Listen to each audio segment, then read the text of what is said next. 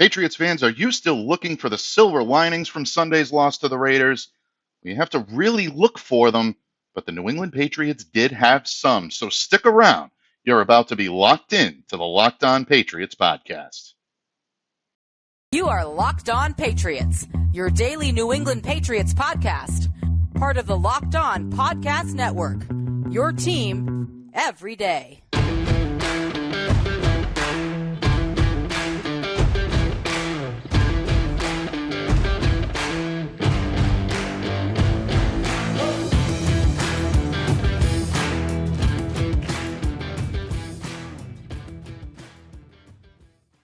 Hello to all of you Foxborough faithful, and thank you once again for making Locked On Patriots a daily part of your New England Patriots coverage and also your first listen every day. Remember, Locked On Patriots is free and available on all platforms, including YouTube, so smash that subscribe button, download, subscribe to, follow Locked On Patriots wherever you get your podcasts. Today's episode brought to you by Ultimate Football GM. To download the game, just visit ultimate-gm.com or look it up on the app stores. Our listeners get a 100% free boost to their franchise when using the promo code Locked On. That's all one word, all caps, LOCKEDON. Look it up in the game store, Ultimate Football GM. Patriots fans, thank you once again for joining us here on Locked On Patriots. I'm your host, Mike Debate. I cover your New England Patriots for Patriots Country of Sports Illustrated. Let me know what's on your mind. Look me up. Anything you want to talk about, reach out to me on the Bird app, a.k.a. Twitter, at MDABATENFL. And while you're out there doing some love for that Twitterverse, please be sure to follow the Locked On Patriots account as well at LO_Patriots. Pats fans, before we get started, if you're viewing us on YouTube today, some non-system related video problems, but unfortunately, we weren't able to come to you on video today, but we will be back on Wednesday, but that's not enough to keep this pod down.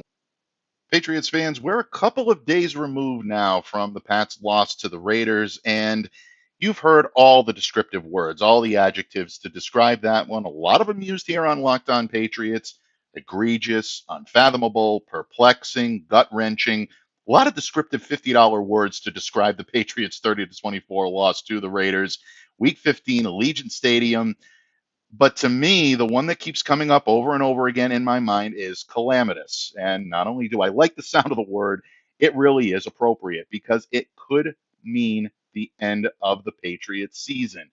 A little overdramatic, I understand, but bear with me for a second. The loss drops the Patriots to 7-7, 500 ball club, hardly a terrible record, but not exactly where you want to be if you want to qualify for the playoffs. The loss dropped the Patriots back into the 8th spot in the playoff hunt, and right now they're on the outside looking in. They've been leapfrogged by teams like the Los Angeles Chargers and their Saturday opponent, the Cincinnati Bengals. We'll get back to them a little bit later in the week. We're still focusing on the Raiders right now here, folks, but they do hold the tiebreaker with the New York Jets, who they have the equal record with, 7-7. But the Patriots face a very tough road. Not only do they have the Bengals on Christmas Eve, they've got the Miami Dolphins on New Year's Day, and then, of course, on January the 8th, they close the season with a matchup with the Buffalo Bills in Orchard Park. So a lot to digest if you're a Patriots fan, and not a whole lot to look forward to. And unfortunately, it means that losses like this can really sting. And again, if you're watching us on YouTube, you can see that the heading of today's show is Patriots Silver Linings. There are not a lot of positives to take away from this game.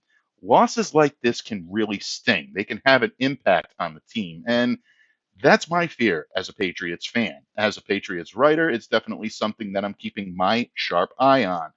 Now, losses like this can either make or break a team's season. We've seen it several times before, but what really makes or breaks a season is the resolve of a team.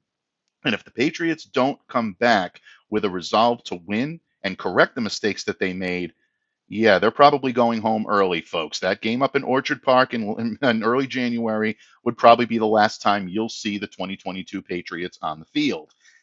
If they do, when they do make that resolve to make those improvements, then you're looking at a team that could qualify for the playoffs. And look, bottom line, whether the Patriots qualify for the playoffs or not, Really, what comes out of these next three games is going to be how their core players respond to a loss like this and how long it can have impacts on their careers. I'm talking guys like Mac Jones, Rhamondre Stevenson, Jacoby Myers. These guys were all involved in the end game debacle that we all saw on Sunday. And it's becoming a situation where they're younger players that are starting to come into their own or should be expected to come into their own, either in their second, third, or maybe even fourth years in the league. These guys are professionals. Ultimately, the onus is on them to make those improvements. But I've been saying this for the past couple of days here on the pod. The miscues that we've been seeing all year long, not just on Sunday, but all year, they've largely come because the players are not properly coached to handle the situation, especially the unexpected. Situational football is not just about X's and O's, game planning, and following the roadmap to a T. It's about coaching your players to deal with the problems that come up that might be unforeseen. And in the years past, as Patriots fans, we've all seen it. We've seen the New England Patriots capitalize on other teams' miscues. In fact, Patriots fans have laughed for years at some of the bonehead moves that a lot of other teams, a lot of other franchises continuously made, tripping over themselves, and the Patriots were there to pounce on it and get the win because they played smarter football and they played mistake-free football, at least for the most part, under Bill Belichick. Right now, the Patriots are the ones making these mistakes, and it's a different situation for New England Patriots fans. There's no question about it. A lot of us are not used to this. And to me, I really think the perfect example of this was in Sunday's game. And I know a lot of you were going to point to the end play. Yeah, the end play was a disaster. There's no question about it. I'm not going to sugarcoat it. I'm not going to try to put a positive spin on it. It was a debacle, one of the dumbest plays I've ever seen. But at the same time, I really think a better analogy or a better metaphor for the Patriots season might end up being Michael Pilardi's blocked punt at the end of the first half. That to me is the one that really, I think, encapsulates what the Patriots' struggles have been all year. That mistake immediately set the Raiders' offense up on the Patriots' 20-yard line. It led directly to a touchdown. That is something that the New England Patriots just typically don't do. They've done it this year, but they haven't done it in years past. And to me, the most difficult thing to watch was it appeared that the Patriots protection unit was still getting organized when the ball was snapped. No one was on the same page, and very few people on the field were ready for that snap when it happened. And some of the players even talked about this after the game and even a little bit on Monday in very bit pieces where they were exposed and able to talk to the media, meaning Bill Belichick and Mac Jones, most definitely on their weekly radio spots. But that being said, most of the players have pointed to confusion or miscommunication regarding the clock. Again, something not typical of a New England Patriots team. According to what a lot of the players had been saying, Matthew Slater mentioned this, so did Jabril Peppers, there was an expectation that the play clock was going to be bumped. In other words, folks, that means it was going to be reset. They expected the officials to come in, reset the clock, so the Patriots waited to punt the ball. That would have allowed them a little more time to bleed some of the time off the clock before kicking the ball back to the Raiders. Technically, it's the right strategy, and I understand why the Patriots would want to do it. The problem is the reset did come, but it came later than most people expected, and the players weren't ready for it. Jabril Peppers, who at this point was in the middle of the field, he starts pointing to the clock after the late reset, really trying to get the players' attention, telling them they've got more time to burn, but long snapper Joe Cardona has his head down. He's immediately thinking, I don't want to delay a game penalty. I want to be on time. I'm going to go ahead and snap the ball. Didn't realize the clock had not been reset. Peppers and the others, they weren't ready. That led to a lot of unblocked rushers coming in. They swarmed Pallardy, and of course, the rest is history. And unfortunately, the New England Patriots found themselves on the receiving end of a pretty bad play to end the first half. And credit the Las Vegas Raiders for capitalizing on this. Derek Carr finding Mac Hollins for the touchdown, putting them up 17-3. And all of a sudden, the Patriots are in an insurmountable hole heading into the half. They scored 21 straight points to get themselves right back into it, but you have to wonder how the complexity of that game might have changed if they didn't give the Raiders an easy shot at an extra 7 points at the end. Now, in the interest of being fair, I know a lot of you are probably screaming right now saying it's one play. You can't get on these guys for a mistake. Mistakes like this are going to happen, and they even happen to good teams without question. But mistakes like this are happening in New England this year far too often, especially on special teams. When you think about the fact that the Patriots had always prided themselves on being a solid, almost flawless team on special teams, they've had 4 blocked punts in their last 2 seasons. That's a pretty high number, especially for a team that places such a premium on the game's third phase. And when you sprinkle in issues like clock management, awareness problems, it's going to lead to the issues that we saw on Sunday. And that's where the coaching staff comes in. That's where the team captains have to come in. They have to take this team and they have to make them realize that mistakes like this happened, unfortunately, and put them in a bad hole. But when you take a young team right now that's trying to find its identity, you've got to get back to basics and you have to show them situational football. The captains can do only so much on the field. It's really up to the coaching staff. And you can bet that Bill Belichick and the coaching staff are going to be practicing that this week as they take a scrutinous look into their performance in all 3 phases. Needless to say, folks, the Patriots, there are plenty of areas that they're going to continue to seek that improvement in all 3 phases of the game. Game film analysis is going to be big. Practice drill is going to be even bigger, but they're going to be looking to correct their mistakes from Sunday in a lot of different ways. So, in that regard, in a little bit, we're going to take a look position by position at what the Patriots did and whether any of those silver linings can be found from the Patriots' loss to the silver and black. We'll do so when this episode of the Locked On Patriots podcast continues. But first, folks, I'm really geeked out about our new partner and sponsor of today's episode, the mobile game Ultimate Football GM. Have you ever dreamed of becoming an NFL GM and managing your football franchise? Well, based on what happened on Sunday night, I know a lot of you Patriots fans are thinking that right now. Well, guess what? Your dream can come true, and this game is definitely for you. Manage every strategic aspect of your team, play through the season, and lead your team to glory. You're responsible for hiring the right coaches and coordinators. What does that hit home here in New England? Trading the players, making the draft picks, navigating your franchise through free agency and the draft, and all of the ups and downs of a season. All this in challenging and realistic game world settings. Ultimate Football GM is completely free and it's playable offline. You can play on the go as you want and when you want to. And Locked On Patriots listeners get a 100% free boost to their franchise when using the promo code Locked On. That's all caps, folks.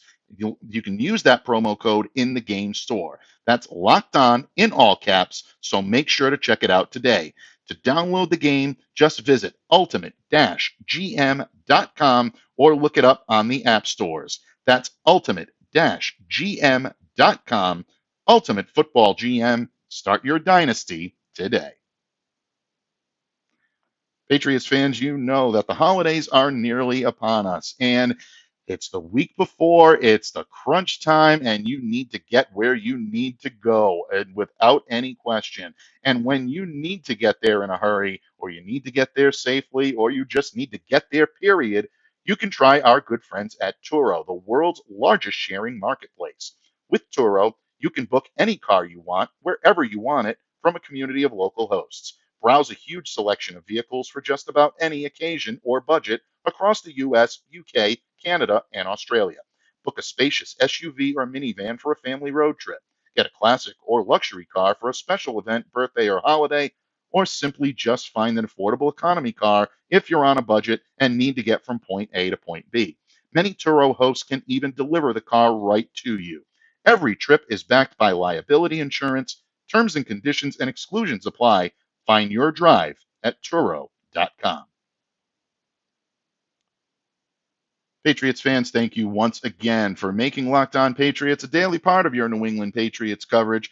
Welcome back to the pod. I am your host, Mike Debate. And Pats fans, when you look at the Patriots' performance, again, there are not a lot of silver linings to be found. But one thing I have found is that there are some hidden gems in this game for the Patriots when you look at their performance position by position. So, in that vein, let's start with the offensive performance on Sunday. And Despite the week-long rally cries for the Patriots to right their offensive ship, the unit they regressed against the Raiders. An overall dismal performance by the offense. But a lot is going to be written about that controversial ending. A lot's going to be talked about. We talked about it here on Locked On Patriots for the last couple of last couple of days, I should say.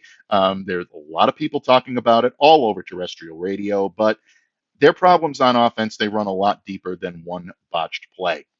Let's start with the quarterback position. Let's start with Mac Jones. And completing only 13 of 31 passes for 112 yards without a touchdown, that's very much below par for Mac Jones's standards. If you take out the 39-yard completion to Jacoby Myers in the fourth quarter, which, by the way, was a nice pass, nice play, Mac's best drive of the game without question, Mac would have averaged only a mere 2.4 yards per pass.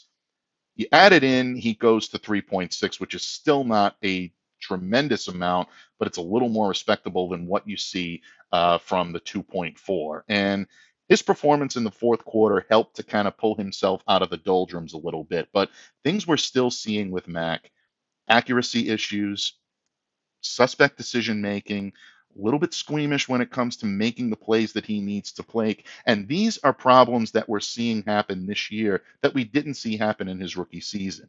Ultimately, the finger is going to be pointed at the coaching staff. And I can't necessarily disagree with any of you. If that's what you're saying right now, you're probably correct. And I believe you are correct because there definitely is a change in philosophy in Mac, a change in the way he does things. And I think it's affected his ability to see the field. I think it's affected his ability to be able to lead his team. And I also think it's shaken his confidence a little bit. And when that happens to a quarterback, you're going to see a lot of the same mistakes that you're seeing with Mac Jones right now. I'm not going to get on him, and Murph and I talked about this on Monday's episode, folks. If you haven't seen it, go back and take a listen. You definitely want to hear the Green Man's take on this game. A lot of fun, not for the faint of heart, I will warn you. But I'm not going to get on him for not being able to tackle Chandler Jones. I mean, Chandler is 6'5", 265 pounds. Mac's not taking him down at that point. No one's expecting that, even though Mac did do the captainly thing and try to say, I needed to tackle him. That's on me. That final play was really not on Mac Jones. But, bottom line, folks, the Patriots needed their starting quarterback to be better than he was on Sunday, especially when they're vying for a playoff spot in the home stretch of the season. So the Patriots need better play out of their quarterback. If you're looking for a silver lining when it comes to Mac Jones, it was that as the game started to slow down for him, he got better. And in the second half, save for that final play, I thought Mac actually played pretty well in the fourth quarter, or at least better than what we've seen. So it showed that he can have a dismal first half, really perform poorly, but be able to pull himself up by the bootstraps and be able to play a little bit better. So there's your silver lining on Mac Jones. Now, the rest of the offense sprinkled in. The offensive line played every offensive snap. The starting unit went the distance. Isaiah Wynn, have we seen the last of him in a Patriots uniform? Looking to make the playoffs, there's a shot that he may be able to be back. But if not, they know now that they're going to have to makeshift that right tackle position. And Connor McDermott continues to be the guy. Surprised me a little bit, but when you look at Yanni Kajust coming back from an injury, not really all that surprising. Kajust has been battling that injury for a little while, so they're taking their time with him. They had a good rhythm going with Connor. Maybe that's the Patriots' strategy moving forward. Kajust did see an offensive play aligned for a jumbo tight end in a select package.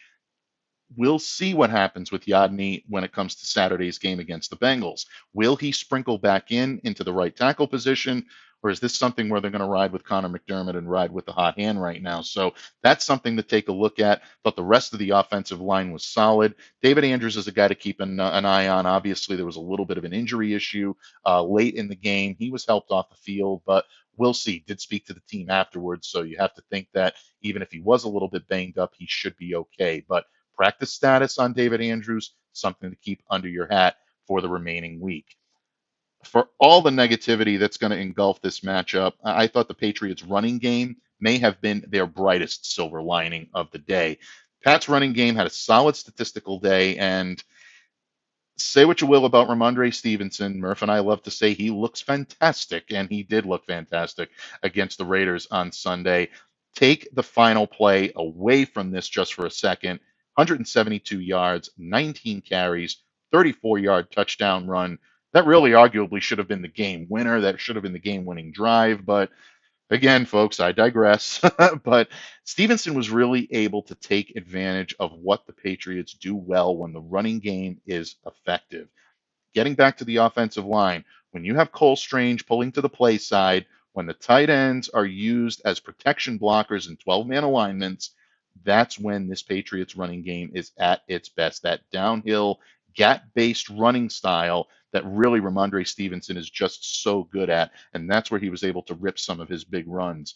Pierre Strong, I thought, showed a good amount of ability to spell him a little bit, get some yardage when he needs to. His stat sheet's not going to wow anybody, just 4 carries for 25 yards, but I thought he had a strong game, no pun intended. And I thought Kevin Harris mixed in a little bit as well, shows that this team has a strong young nucleus. They can really build on this moving forward into the 2023 season and beyond. So really good showing by the running backs in this game. When you look at the receivers, one thing that really jumped out at me is that with the exception of Jacoby Myers' 2 catches for 47 yards, not a whole lot of production here. Tyquan Thornton led the receivers in taking snaps. He played for 92% of the Patriots' plays, but only hauled in 1 catch for 21 yards. This is impressive, but we need to see more of Tyquan taking those shots down the field. He has the ability to beat guys in coverage one-on-one. Patriots need to air that out and see what's what down there. I really think the play calling needs to dial his number a little bit more. I was a little surprised that we didn't see more of Kendrick Bourne. He had 42 snaps in the victory against the Cardinals just a couple of weeks ago. This past game, only 11 snaps, missed his only target. He's one to keep an eye on in the offseason, folks. I really, really don't know what happened to get Kendrick out of favor in New England. I'm not sure if maybe a change of scenery may change things, change of coaching staff may bring him back into the fold here in Foxborough, or if this is just something where he just has kind of worn out his welcome. Sources that I talk to are very tight-lipped on this. So they're saying all the right things. They're saying all the honorable things. No one is throwing Kendrick under the bus, but got to be something there and a reason why we're not seeing him on the field. But Nelson Aguilar, 54 snaps. He only had 1 pass caught for 3 yards. So in that regard, Patriots receivers definitely missing Devontae Parker in this game. He's another one to watch on the practice fields this week to see if he returns, what type of capacity he practices in, if he's there at all. If he is, it's definitely going to be a big help. But a lot of this is also going to be determined on Jacoby Myers. Jacoby was very emotional after the game last night. According to the reporters that were in the locker room in Las Vegas, red eyes, you could tell he was definitely distraught by what he did on the field. It's hard to get on Jacoby completely for this. He was in the moment. I think he was trying to make the best possible play he could.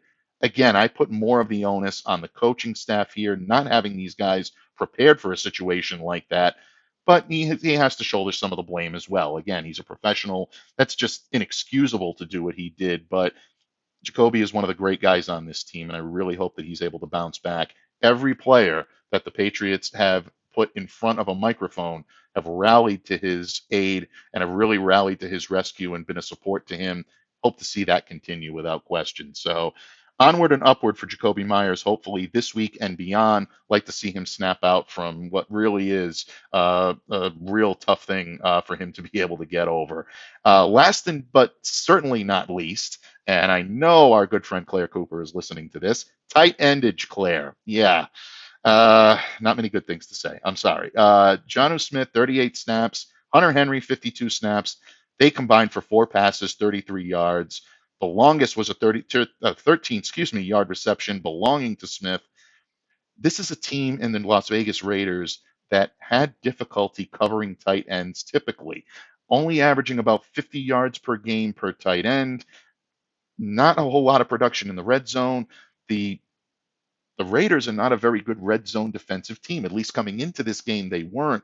I really thought this was a missed opportunity for the Patriots. I know they use them in 12-man personnel as blockers. They both did a very good job in that regard, but they have to do more than just be a body when you're pulling to that left guard side to facilitate the run. The tight ends have to get involved in this offense, and they have to get involved off of play action. Did not see enough of that yesterday. I don't know if that's necessarily a negative that marks on the tight ends or if it's a negative that marks on the play calling, but that needs to change. So, folks, again, a lot of dark clouds there, but silver linings sprinkled through for the Patriots offense. It was a little bit better on the defensive side of the ball, and that's how we're going to wrap things up today here on Locked On Patriots, talking about the Pats D and some of the positives that came from it when this episode of the Locked On Patriots podcast concludes. But first, I want to tell you a little bit about our good friends over at PrizePicks. Daily fantasy made easy. And let me tell you how PrizePicks works. You can pick 2 to 5 players, and if they score more or less than their PrizePicks projection, you can win up to 10 times your money on any entry. There's no competing against other people. It's just you versus the projections available. PrizePicks offers projections on any sport that you watch. This includes the NFL, NBA, NHL, men's and women's college basketball, college football, and so much more. The entries can be made in 60 seconds or less. That's right, folks. It's that easy. The withdrawals are safe, they're fast, and it's currently operational in over 30 states and in Canada. So download the PrizePicks app or go to prizepicks.com to sign up and play daily fantasy sports today. First-time users can receive a 100% instant deposit match up to $100 with the promo code Locked On. And get this, if you deposit $100, PrizePicks will give you $100. If you deposit $50, PrizePicks will give you $50. So don't forget to enter the promo code Locked On at sign up for an instant deposit match up to $100. PrizePicks.com. Patriots fans, thank you once again for joining us here on this Tuesday episode of the Locked On Patriots podcast, breaking down potential silver linings and position by position going through the Patriots' 30-24 loss to the Las Vegas Raiders. And the offense may have sputtered. It may be the punching bag for the New England Patriots units this year, but the defense is certainly a unit that has stepped up, and the defense has played extremely well. We'll get to their little bit of a defensive breakdown in the final 2 series in just a moment, but definitely want to give some credit to the Pats D, especially throughout the third quarter and most of the fourth quarter. A team that really stepped it up, identified what they were doing wrong, and made the adjustments necessary to be able to hold what is a potent Raiders offense in check, especially with guys like Darren Waller returning, Hunter Renfrow, Mac Hollins we saw be able to be a factor in this game, Keelan Cole. Yeah, I'm not going to talk about the toe in the white line, folks. It's been done ad nauseum. But bottom line, the New England Patriots stepped up when they needed to step up. And let's start at the cornerback position. The Joneses definitely went to the wire. They went wire to wire at cornerback, that pair of perimeter corners. And I love to use the Indiana Jones line from Last Crusade. Not that Jones, the other Jones. In this case, the other Jones was Marcus Jones. And want to give an awful lot of credit to this kid. Really impressive in his coverage against one of the top receivers in the league, one of the top receivers you'll find anywhere in Devontae Adams. Jones struggled on the team's final 2 drives, and there was a reason for that. He was aligning way too far away from his target. In yesterday's episode here on Monday on Locked On Patriots, Thomas Murphy of E2G Sports and I talked about his alignment and where he was positioned as a rookie, as a 5'9" rookie, and that's a big distinction as well. When you're lined up too far away, that's going to be a mismatch no matter who you're covering. But I thought Marcus showed tremendous speed, and I thought he showed great coverage ability. If this kid can hone in on that and really be coached to align in the right spot, Patriots have a keeper here at corner. I know a lot of people talk about moving him to wideout or moving him into the slot. He may have found his home as a perimeter corner here for the New England Patriots, and you know what? I would definitely not be against it. But the veteran continues to be good as well. Jonathan Jones led all cornerbacks, 6 total tackles, and 1 pass breakup, and I thought a solid performance from the cornerbacks on Sunday.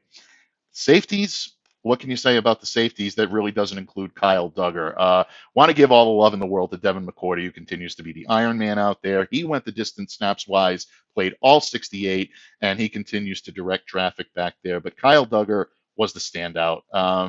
6 total tackles, 1 pass breakup, and a pretty 16-yard pick six. That sparked the second half surge for New England. Duggar not only read and anticipated Derek Carr's receiver screen pass intended for Devontae Adams, but he took it, returned it for a touchdown. That cut the Las Vegas lead to 17-10.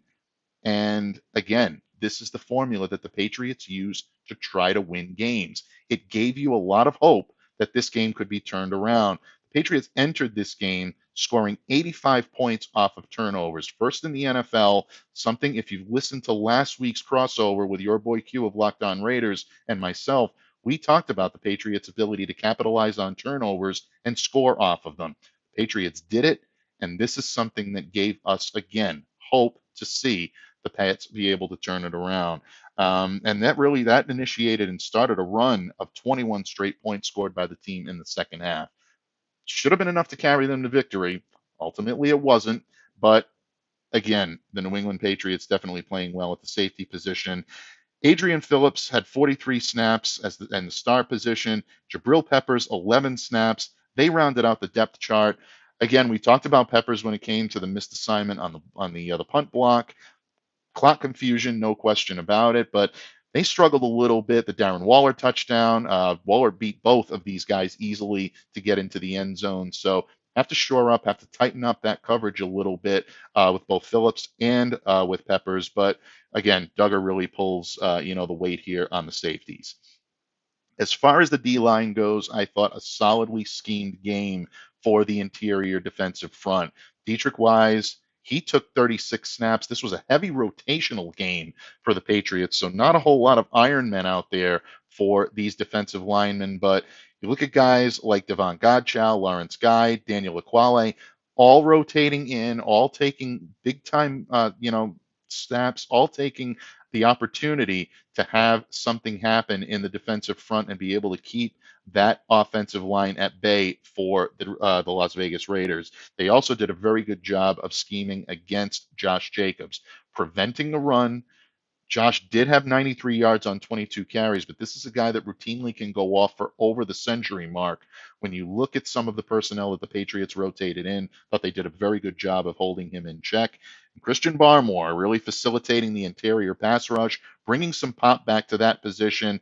He finished the day 3 tackles, a half a sack in his first game back since being activated from IR. So while Christian didn't necessarily have the impact on the game I thought he would, I thought he looked good out there, and there's a lot to build on. Speaking of Christian Barmore, his presence definitely continues to bolster the pass rush. And the Patriots' pass rush, again, in this game, I thought was very good. I thought they did a great job of simulating pressure and dropping Matthew Judon back into coverage while Juwan Bentley provides pressure up the middle. This frees up guys like Josh Uche for the speed rush. And Uche, again, over the course of 30 defensive plays that he played yesterday, limited duty in terms of the amount of snaps that the Patriots took. 68 defensive snaps yesterday for the Patriots. Uche was only on duty for 30 of them, collected a tackle and a half a sack, but his effort in being a presence in the middle of that defense is a lot more than the stat sheet is going to indicate. So a tip of the cap and a nod to Josh Uche once again and Matthew Judon, who continue to be beasts in that pass rush, and also a little bit of love there to Dietrich Wise, who continues to be a great factor there as well. And having Christian Barmore back in the interior is going to make that pass rush a unit that the Patriots can lean on. Is it going to be enough to right the ship against a red-hot Cincinnati Bengals team that's playing very well? That's going to be the question this Sunday, folks. Saturday, when the New England Patriots take on the Cincinnati Bengals on Christmas Eve at Gillette Stadium, a 1 p.m. kickoff. And folks, we are going to continue to break down that one all week long here on Locked On Patriots, including the much anticipated crossover with our good friends over at Locked On Bengals. So don't go anywhere. Be sure to tune in for that. But we're not quite ready to take our leave of the Raiders just yet. We'll continue and wrap up our Raiders discussion tomorrow here on Locked On Patriots. So once again, I thank you all for taking time out to make Locked On Patriots a daily part of your New England Patriots coverage today. For those of you viewing on YouTube, thank you again for bearing with the issues that we had video-wise. They will be corrected and the ship will be righted for Wednesday. But in the meantime, please continue to stay safe, stay well, and be the change that you wish to see in the world. And now that you've made Locked On Patriots your first listen, please make your second listen our good friends over at Locked On Today. Locked On Sports Today has all of the sports information you need, all of the major storylines, and the take of the day as well. What more can you ask for? So download, subscribe to, follow wherever you get your podcasts, including the Odyssey app, YouTube, or many other major providers. Once again, folks, I'm Mike Debate. Thank you for viewing us and listening to us here on Locked On Patriots, a proud part of the Locked On Podcast Network. We'll see you tomorrow here on the pod. Have a great day, everyone.